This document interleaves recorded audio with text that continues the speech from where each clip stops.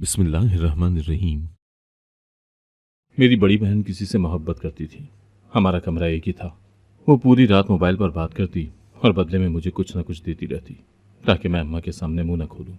आप ही के खूब रिश्ते आते क्योंकि वो बहुत हसीन थी, लेकिन वो हमेशा कोई ना कोई हंगामा खड़ा करके रिश्ता टाल देती।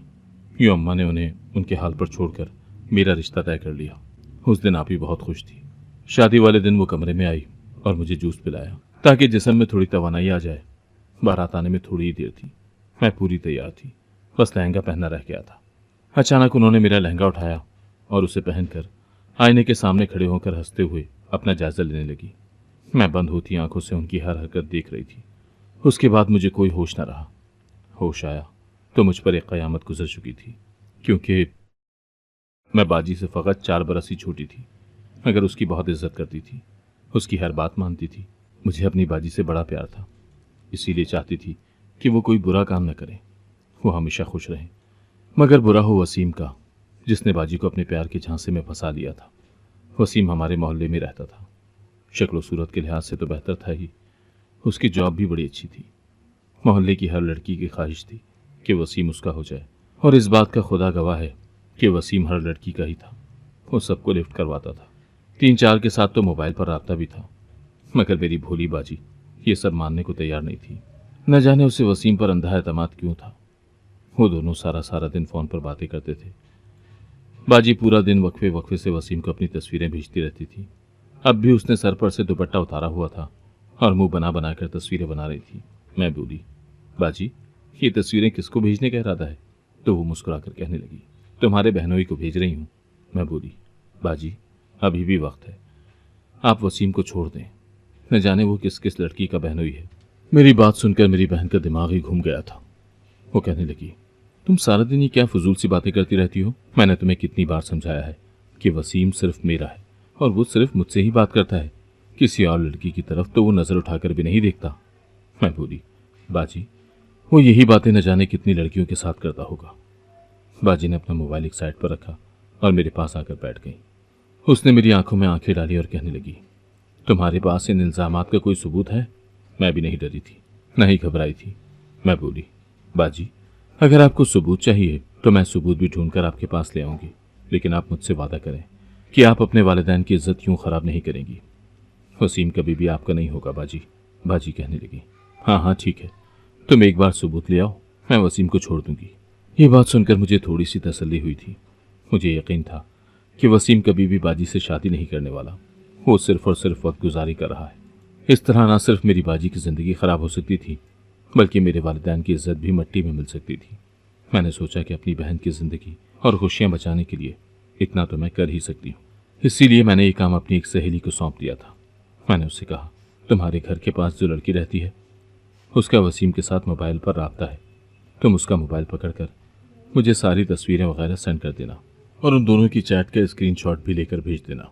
वो पड़ोसन लड़की मेरी दोस्त की सहेली थी, इसीलिए उसने कहा कि हाँ, मैं उसका मोबाइल तो अक्सर ही हाथ में पकड़ती रहती हूँ, ये काम कर दूंगी।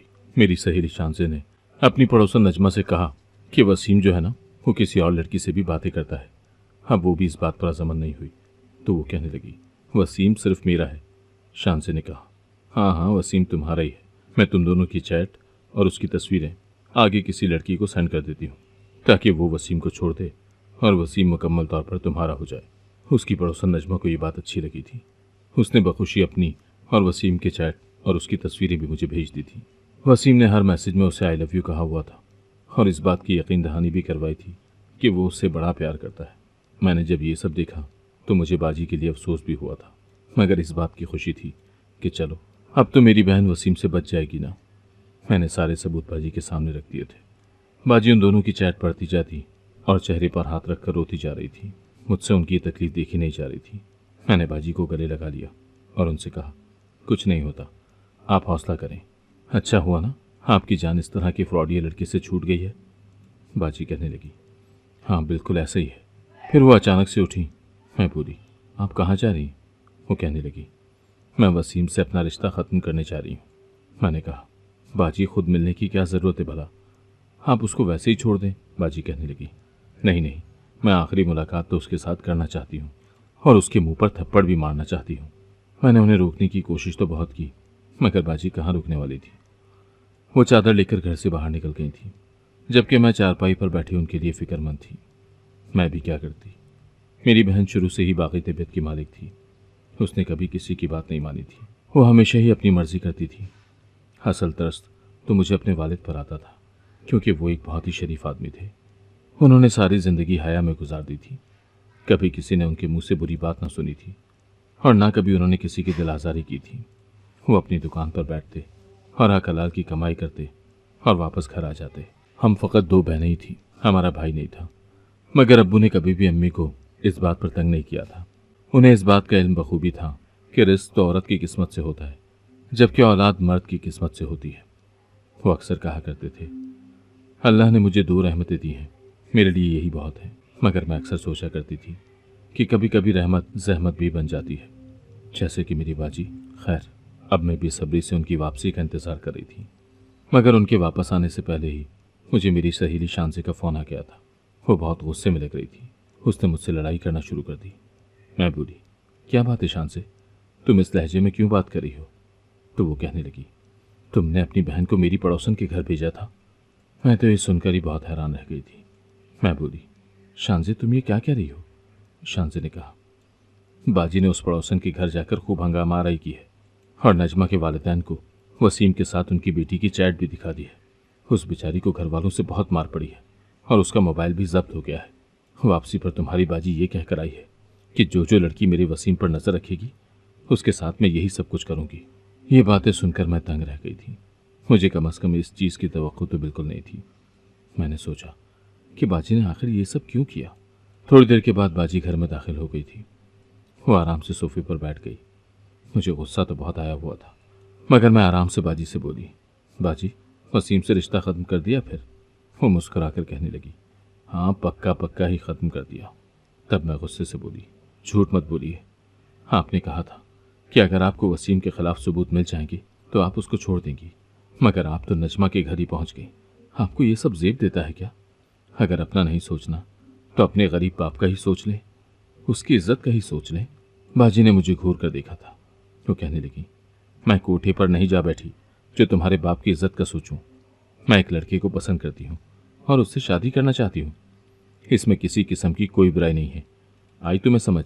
आज के बाद अगर तुमने मुझे इज्जत और हया के दर्ज दिए तो मुझसे बुरा कोई नहीं होगा। बाजी उस वक्त इस कदर जुनूनी हो गई थी कि मुझे उनसे डर लगने लगा था। मैं चुप करके कमरे से ही निकल गई थी। अम्मी के पास जाकर बैठी तो उधर वो अपने रोने रो रही थी। वो कहने लगी, नादिया, अपनी बहन को समझाओ कि शादी के लिए तैयार हो जाए। मैंने उसके लिए बेहतर से बेहतर लड़का देखा है, लेकिन वो है कि शादी के लिए मानती ही नहीं। कहती है कि मैं अपने बूढ़े माँ बाप को छोड़कर कहीं भी नहीं जाऊंगी।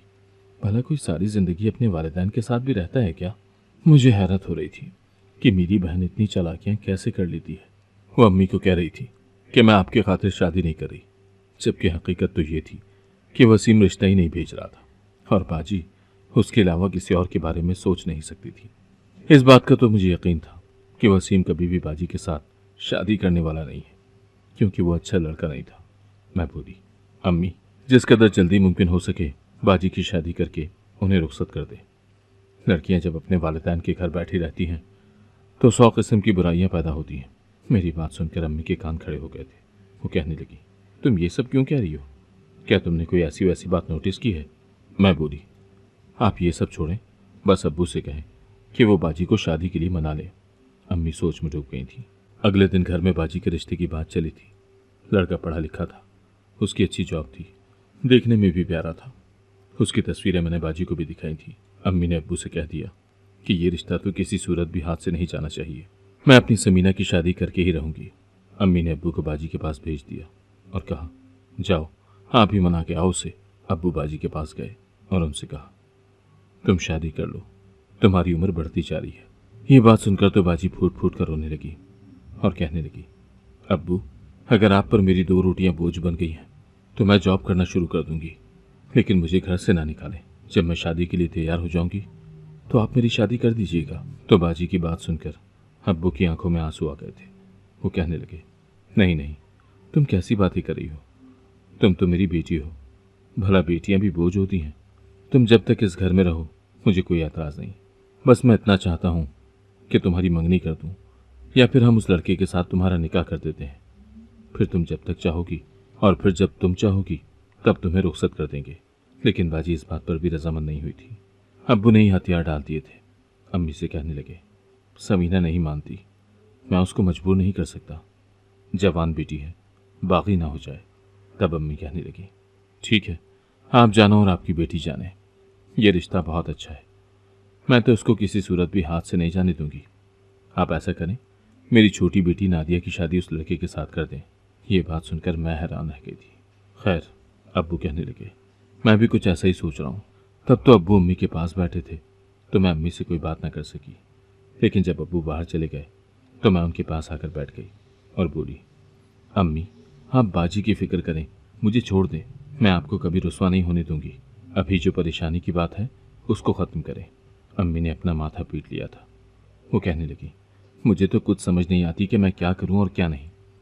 बस एक बार तुम खैर खैरियत से अपने घर की हो जाओ, फिर मैं समीना को ज़बरदस्ती ही रुखसत कर दूंगी।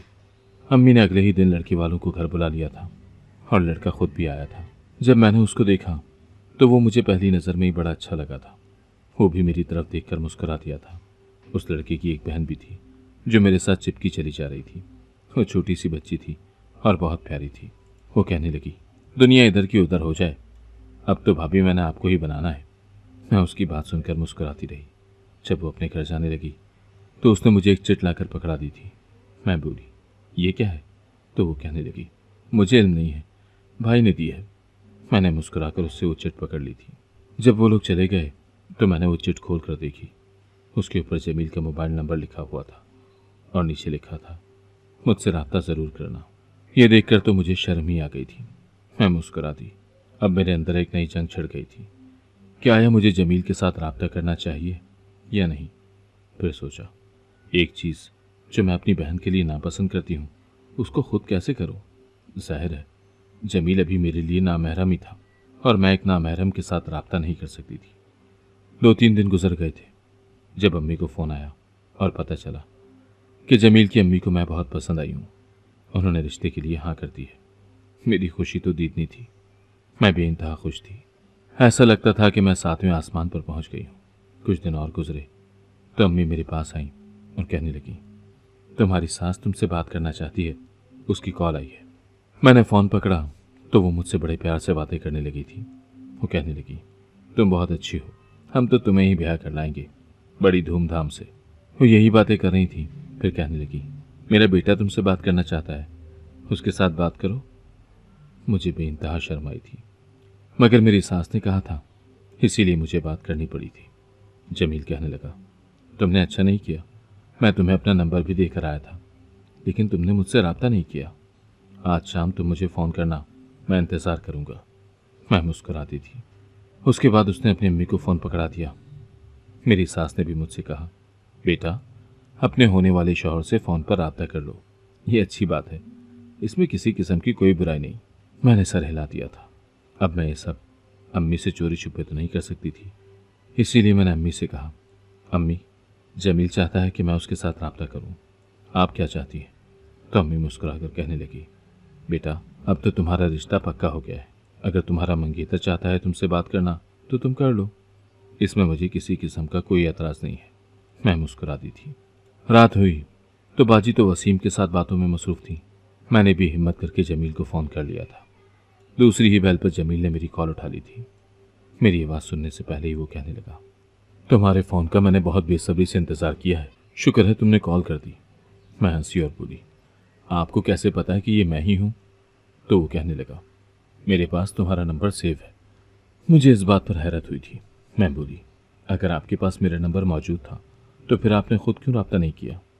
वो कहने लगा, मैं खुद से रब्ता नहीं करना चाहता था जब तक तुम कंफर्टेबल ना हो जाती। मैं तुम पर हमारा ये रिश्ता बोझ नहीं बनाना चाहता था। अब जब तुमने खुद से मुझे फ़ोन किया है तो मुझे बेइंतहा खुशी हो रही है। जमील के साथ बातें करके मैं ये समझ गई थी कि वो एक बहुत ही धीमे से लहजे वाला अच्छा सा लड़का था। ये बात तो तय थी कि जमील के साथ मेरी ज़िंदगी बहुत अच्छी गुजरने वाली है। उसने मेरे साथ ज़्यादा लंबी बात तो नहीं की थी, मगर चंद ही लम्हों में मैं उसकी नेचर से बखूबी वाकिफ़ हो गई थी। मैंने फ़ोन बंद किया तो बाजी मेरे पास आकर बैठ गई और कहने लगी, हाँ, अब तो तुम खुद मोबाइल पर बातें करने लग गई हो। अब तो मुझे यकीन है तुम्हें मेरे और वसीम के रिश्ते पर ऐतराज़ नहीं होगा। मैं बोली, बाजी, मेरा रिश्ता घर वालों ने तय किया है और मेरी उस लड़के के साथ शादी होने वाली है, तो बात करने में क्या हर्ज है। तो बाजी ने मुझे घूर कर देखा। वो कहने लगी, तो क्या वसीम के साथ मेरी शादी नहीं होगी? हम दोनों एक दूसरे के साथ वक्त गुजारी कर रहे हैं। तुम्हारा रिश्ता हलाल है और हमारा रिश्ता हराम। मैं खामोश हो गई थी। बाजी के साथ बहस करना बिल्कुल ही फजूल था। खैर, अब हर रोज़ मेरी और जमील की मोबाइल पर बात होने लगी थी। वहाँ बाजी और वसीम का इश्क जोरों पर चल रहा था। मैंने बाजी को समझाना छोड़ दिया था, क्योंकि अब तो वो मुझसे नफरत करने लग गई थी। मेरी और जमील की शादी की तारीख तय हो चुकी थी और मुझे अपने सिवा उस वक्त दुनिया में किसी भी चीज़ की परवाह नहीं थी। मैं बेइंतहा खुश रहने लगी थी। एक दिन बाजी मेरे पास आकर बैठी और कहने लगी, तुम बहुत खुशनसीब हो जो तुम्हारी शादी इस कदर आसानी से तय पा गई है। एक मैं हूँ कि कई सालों से अपने प्यार को पाने के लिए ख्वार हो रही हूँ। तो मैं पूरी, बाजी, ये सब इसलिए इतनी आसानी से हुआ है क्योंकि मैंने वालिदैन की बात मानी है। मैंने उनकी इज्जत ख़राब नहीं की। आप भी वालिदैन की बात मानकर शादी कर लें। तो बाजी ने मुझे घूर कर देखा था। वो कहने लगी, मैं क्या घर से भाग गई हूँ जो मैंने वालिदैन की इज्जत ख़राब कर दी है? मैं बोली, बाजी, वसीम अच्छा लड़का नहीं है। बाजी कहने लगी, बस चुप कर जाओ तुमसे तो बात करना ही फजूल है। इतना कहकर वो मेरे पास से उठकर चली गई थी। मुझे बस अपने वालिदैन की फिक्र होती थी। खैर, सारी तैयारियां तय पा गई थी। मेहंदी का फंक्शन बहुत अच्छा हुआ था और आज मेरी बारात थी। ऐसा लग रहा था कि जमील के साथ मेरी अरेंज नहीं बल्कि लव मैरिज हो रही है।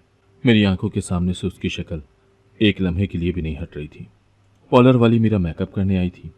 उसने मुझे खूबसूरत बना दिया था और बस अब मैंने लहंगा पहनना था। बाजी कहने लगी, अभी लहंगा मत पहनो, गर्मी है, जब तुम्हें स्टेज पर बैठना होगा तब पहन लेना। मैंने इस बात में सर हिला दिया था। बाजी मेरे लिए जूस ले आई थी। वो कहने लगी, इसको पी लो, तुम्हारी सारी कमजोरी खत्म हो जाएगी। मैंने बाजी के हाथ से जूस लेकर पी लिया था। वो जूस पीते ही मेरे आसाब बिल्कुल रिलैक्स हो गए थे। मेरे दिमाग में खामोशी सी फैल रही थी और कानों में साए साए होने लगी थी। आंखें बंद होती जा रही थी। मैंने बाजी को देखा तो वो मेरा लहंगा पहन रही थी। मुझे कुछ भी समझ नहीं आई और मेरी आंखें बंद हो गई थी। जब मेरी आंख खुली तो मैंने अपने शौहर यानी जमील को खुद पर मुसल्लत होते हुए देखा था। मगर फिर से मेरी आंखें बंद हो गई थी और फिर मेरे कानों में बहुत तेज़ गाड़ी की आवाज़ें आने लगी थी। मेरे पास हॉर्न बज रहे थे, लोगों की आवाज़ें आ रही, कुछ भी तो समझ नहीं आ रहा था। फिर किसी ने मेरे मुंह पर ठंडा ठंडा पानी फेंका था और जब मैंने आंखें खोली तो खुद को सड़क के बीच पाया था। लोग मेरे इर्द गिर्द जमा हो चुके थे। फिर मेरी आंखें बंद हो गईं और फिर जब दोबारा से मेरी आंख खुली तो मैंने खुद को अस्पताल में पाया था। मैं उस वक्त बिल्कुल तन्हा थी। मुझे कुछ भी सुझाई नहीं दे रहा था। नर्स कहने लगी, तुम किसी का नंबर दो, हम तुम्हारे घर वालों को बुला दें। मैं इस हालत में अपने घर वालों से नहीं मिलना चाहती थी, इसीलिए मैंने जमील का नंबर नर्स को दे दिया था। 1 घंटा गुजरा था कि जमील अस्पताल पहुंचा था। उसका चेहरा उस वक्त जर्द था और आंखें फटी फटी थी। ऐसा लगता था जैसे वो किसी बड़े सदमे से दो चार हुआ है। मैं बोली, जमील क्या हुआ है?